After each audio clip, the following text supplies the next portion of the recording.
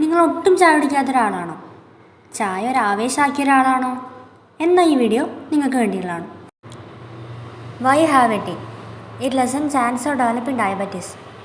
Insulin sensitivity സെല്ലുകളിൽ കൂട്ടാൻ ഇത് സഹായകരമാകുന്നു എന്നുള്ളതാണ് പഠനങ്ങൾ വരുന്നത്. പക്ഷെ നമ്മളെന്താ ചെയ്യുന്നത്? ചായയിൽ ഒരുപാട് ഷുഗർ ആഡ് ചെയ്ത് അതിനൊരു ഷുഗർ സൊല്യൂഷനാക്കി മാറ്റി ഓപ്പോസിറ്റ് എഫക്റ്റാണ് ഉണ്ടാക്കിയെടുക്കുന്നത്. ടീയിലുള്ള കാറ്റജിൻസ് BP ലോവർ ചെയ്യാനും സഹായിക്കുന്നു. മാത്രമല്ല ആൻറ്റി ഓക്സിഡൻറ്റുകൾ സെല്ലുകൾക്ക് ഫ്രീ റാഡിക്കൽ ഡാമേജ് ഉണ്ടാകാതെ ക്യാൻസറിൽ നിന്ന് പ്രിവെൻറ്റ് ചെയ്യാനും ഇത് സഹായിക്കുന്നു. It also lowers risk of heart disease. ഇനി ചായ ഒരു ആവേശമാക്കിയവർ കേൾക്കാൻ.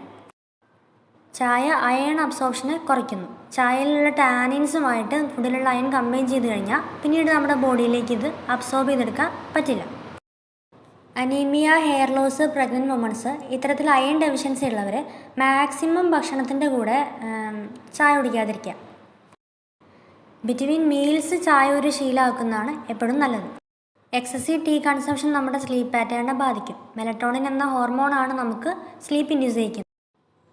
പക്ഷെ ചായ കുടിക്കുന്നതിലൂടെ ഇതിൻ്റെ പ്രൊഡക്ഷനെ ഇൻഹിബിറ്റ് ചെയ്യും. ഉറക്കം വരാതിരിക്കാൻ നമ്മൾ പലരും ചെയ്യുന്ന കാര്യമാണ് ചായ കുടിക്കുക എന്നുള്ളത്. പക്ഷെ അതത്ര നല്ല കാര്യമല്ല എന്നുള്ള കാര്യം തിരിച്ചറിയാം. മാത്രമല്ല നെഞ്ചരിച്ചിൽ, നോസിയ പോലെയുള്ള ദഹന സംബന്ധമായ ബുദ്ധിമുട്ടിലേക്കും അമിതമായിട്ടുള്ള ചായയുടെ ഉപയോഗം കാരണമാണ്.